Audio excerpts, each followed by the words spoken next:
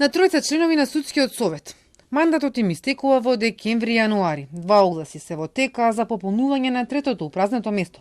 Предлог до собранието ќе треба да даде председателката на државата. Но од летоска празно стои уште едно место, за кое предлог треба да даде исто така Силјановска Давкова. Тогаш таа најави дека ќе го чека новиот закон за судски совет, кој има појасни критериуми за тоа кој може да биде истакнат правник. 5 месеци подоцна законот се уште не е донесен, а на веб страната на судски стои потсетник дека се чека избор по предлог на председателот.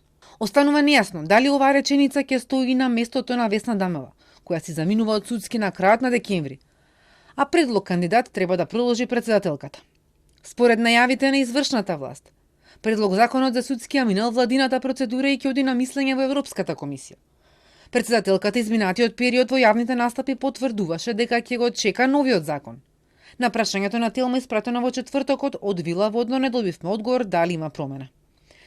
Ивана Петковска, која беше член експертската работна група, вели дека нацрт законот го завршиле уште во јуни и нема информација зошто се уште не е донесен. Доколку се има добра волја за да се предложи соодветен кадар, односно лице кое што е навистина истакнат правник и ги има своите капацитети и интегритет да биде член на судскиот совет, навистина не гледам пречки истиот да биде предложен во собранието. Сите постапки кои што се согласно законот за судски совет се врзани со некакви рокови и тие рокови требаше да започнат или да течат за да се спроведат соодветно и огласите за избор на нов член на судски совет или предлогот кој што го дава председателот. Меѓутоа, доколку интенцијата е да се чека законот за судскиот совет да биде донесен за да се предложат нови членови на судски совет, навистина можеби требаше и владата како предлагач на законот да ја убрза малку таа постапка за да имаме соодветна постапка за избор на членови на судскиот совет и да се изберат членовите на судскиот совет во соодветен рок согласно новиот предлог закон. При крај се 2 огласи, распишани од собранието и судскиот совет. На Селим Адеми мандатот му истекува на средината на декември, а наследник треба да биде избран од собранието.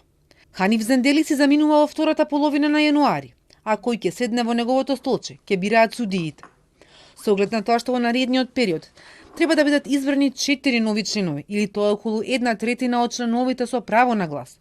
Правниците порачуваат дека професионалноста и интегритетот на кандидатите треба да бидат пресудни, а не политичките калкулации. Со оглед дека судскиот совет беше мета на критики во последниот период, особено и со препораките на оценската мисија после случувања кои што ги имавме во 2023, се надевам дека ја научивме лекцијата за тоа кој треба да биде член на судскиот совет.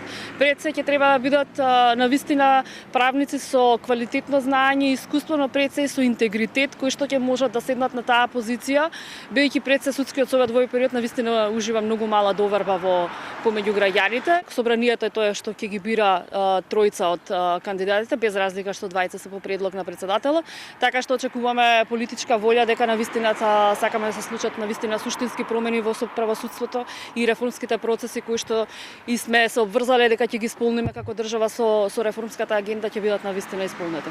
За членовите за кои е распишан огласот по актуелниот закон ќе важат тие правила, дури ако биде донесен новиот закон, објаснува Петковска.